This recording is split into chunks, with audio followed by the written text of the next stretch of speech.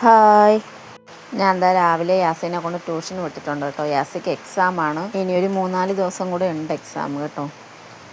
ഇന്ന് ഞാനൊരു ഫിലിം കാണാൻ പോകാമെന്ന് വിചാരിച്ചിട്ടോ, രാവണപ്രഭു. ഞാൻ ഇവിടെ പാരിപ്പള്ളി ഒരു തിയേറ്ററിലാണ് വന്നത്. കുറേയേറെ പ്രാവശ്യം ടി വിയിൽ വന്ന് കണ്ടിട്ടുണ്ടെങ്കിലും തിയേറ്ററിൽ ഇൻസ്റ്റയിൽ ഭയങ്കര വൈറലാണല്ലോ, അപ്പോൾ വിചാരിച്ച് ഒന്ന് പോയി കണ്ട് കളയാം കേട്ടോ. കണ്ടപ്പോൾ അടിപൊളി കേട്ടോ, ഭയങ്കര വൈബായിരുന്നു കേട്ടോ. പിള്ളേരൊക്കെ കുറേ പിള്ളേരുണ്ടായിരുന്നു, പിള്ളേരൊക്കെ ഭയങ്കര ഡാൻസും പാട്ടും ഒക്കെ ആയിട്ട് സൂപ്പറായിരുന്നു. ഫിലിം കണ്ടിട്ട് ഇറങ്ങിയപ്പോഴത്തേക്കും മഴ കേട്ടോ, നല്ല മഴ. അപ്പോൾ ഞാൻ വിചാരിച്ചു യാസീനൊന്നും ഫുട്ബോളിന് വിടണ്ട, നമ്മൾ വീട്ടിൽ വന്നു. അപ്പോൾ എനിക്ക് മഴയായപ്പോൾ പായസം കുടിക്കാനായിട്ട് കൊതി, അങ്ങനെ കടലപ്പായസം വെക്കാമെന്ന് വിചാരിച്ചിട്ടോ. ഓണത്തിന് മേടിച്ച പായസത്തിൻ്റെ സാധനങ്ങളാണ്, അന്നുണ്ടാക്കിയില്ല, അപ്പോൾ വിചാരിച്ച് ഇന്നുണ്ടാക്കി കളയാം. അങ്ങനെ നല്ല ശർക്കര ഉരുക്കാൻ വെച്ചു, കടലപ്പരിപ്പ് വേവിക്കാൻ വെച്ചു. അണ്ടിപ്പരിപ്പും മുന്തിരിങ്ങയൊക്കെ യാസി തിന്ന് തീർത്തു കേട്ടോ. അങ്ങനെ ഞാൻ ഉമ്മാരുടെ അടുത്ത് വിളിച്ചു പറഞ്ഞു മേടിച്ചിട്ട് വരാം. അങ്ങനെ ഉമ്മ മേടിച്ചിട്ട് വന്നു.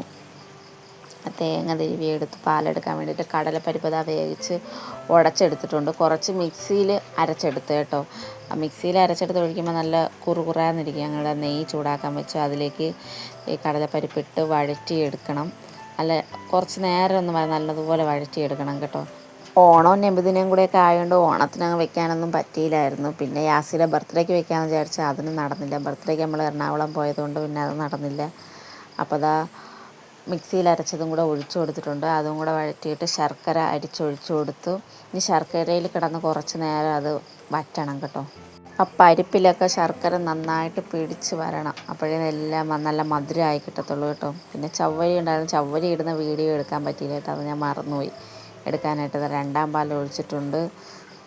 രണ്ടാം പാലിൽ കിടന്ന് കുറച്ച് നേരം കിടന്നങ്ങ് കുറുകി വറ്റി വരണം. വറ്റിയതിന് ശേഷം മാത്രമേ ഒന്നാം പാൽ ഒഴിച്ച് പിന്നെ അണ്ടിപ്പരിപ്പും മുന്തിരിയും നെയ്യിൽ വറുത്തെടുത്ത് ഒഴിക്കാൻ പാടുള്ളൂ കേട്ടോ. ഞാൻ കുറച്ച് മിൽക്ക് മെയ്ഡ് ഒഴിച്ചായിരുന്നേ. മിൽക്ക് മെയ്ഡ് ഇവിടെ ഓണത്തിന് മേടിച്ചതിൻ്റെ ബാലൻസ് കുറച്ചുണ്ടായിരുന്നു, അപ്പം ഞാൻ കുറച്ച് മിൽക്ക് മെയ്ഡ് ഒഴിച്ചായിരുന്നു. നല്ല ടേസ്റ്റ് ഉണ്ടായിരുന്നു കേട്ടോ. ഇപ്പോഴും ഇവിടെ നല്ല മഴ പെയ്യുന്നുണ്ട് കേട്ടോ. ഞാൻ വീഡിയോ എഡിറ്റ് ചെയ്യുമ്പോഴും നല്ല മഴ ഇവിടെ പെയ്യുന്നുണ്ട്. അപ്പോൾ പായസമൊക്കെ റെഡി ആയിട്ടുണ്ട്, നമ്മൾ കുടിക്കട്ടെ കേട്ടോ. അപ്പോൾ tata, bye bye, see U.